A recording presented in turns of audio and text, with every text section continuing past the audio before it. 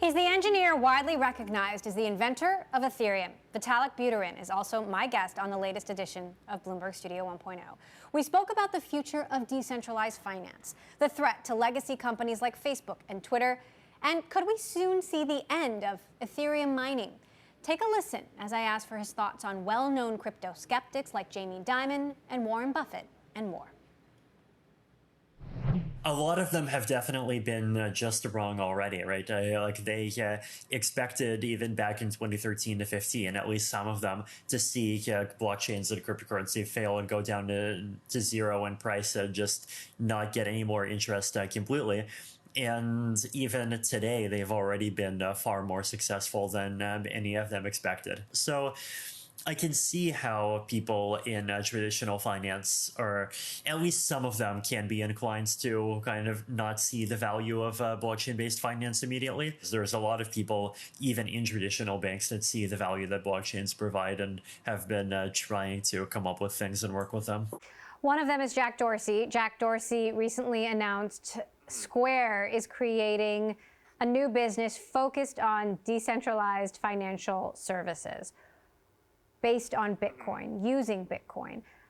What have you learned about Jack Dorsey's plans? Does it seem like he's building something that sounds a lot like Ethereum? I'm skeptical about these decentralized finance on top of Bitcoin type of projects. Basically because like the difference between Bitcoin and Ethereum, right? This is that on Ethereum, there's like native functionality that allows you to essentially directly put either ETH or Ethereum-based assets into these smart contracts, into these lockboxes, where there's then like arbitrary conditions of any kind that can then govern how those assets get released. Bitcoin does not have that functionality to the same extent. Like Jack is basically going to have to essentially create his own system that enforces those rules. And then on the Bitcoin layer, the Bitcoins will just have to be owned by probably a multi-sig wallet controlled by like either Jack or the participants in the system. It looks similar, but it'll end up being something with a much weaker trust model. Right, like I really think that like this is the whole reason why Ethereum started as an independent system in the first place, right? Like there's technical limits to your ability to kind of graft new functionality onto a system that's not powerful enough to support that new functionality. Facebook's Mark Zuckerberg is also making some big moves behind the metaverse, and what do you make of them wading into this decentralized world? Could they replicate some of the same problems that we see in Facebook and Twitter today? I think Mark is clearly trying to figure out what the next stage after the internet is and like actually get into it and create it.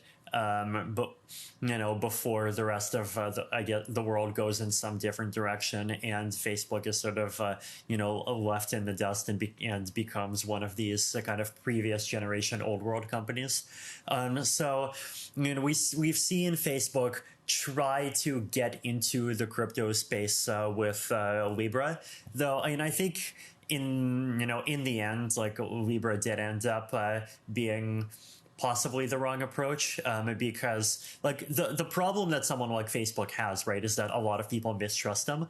And so building their own platform, like I know they tried really hard to create something that's a consortium with all these different industry participants, but at the same, like even that was not enough, right? And there's just a huge amount of mistrust of them. But with the metaverse, I guess the thing that happened during the pandemic is that we've basically very quickly switched from a world where the physical world was people's kind of primary center of experience, and the internet was this new add-on, to a world where the internet really is the center of people's experiences. And so we basically are spending most of our time in a virtual world, and the question is just like, what level of quality does that virtual world have? So Ethereum in 5 years and 10 years, where is it?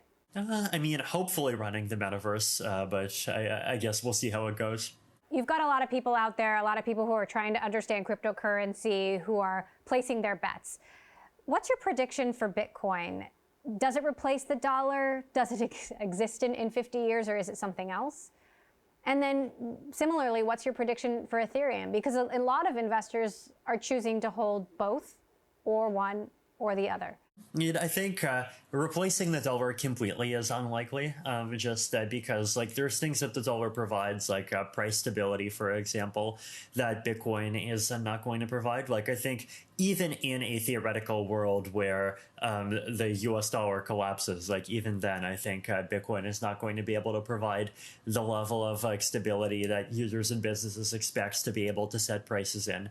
And in that kind of world, look, we would need something else. Like it could be decentralized stable coins, it could be something else, but we'll see. But at the same time, I think cryptocurrency can still have a very powerful and important role alongside existing currencies.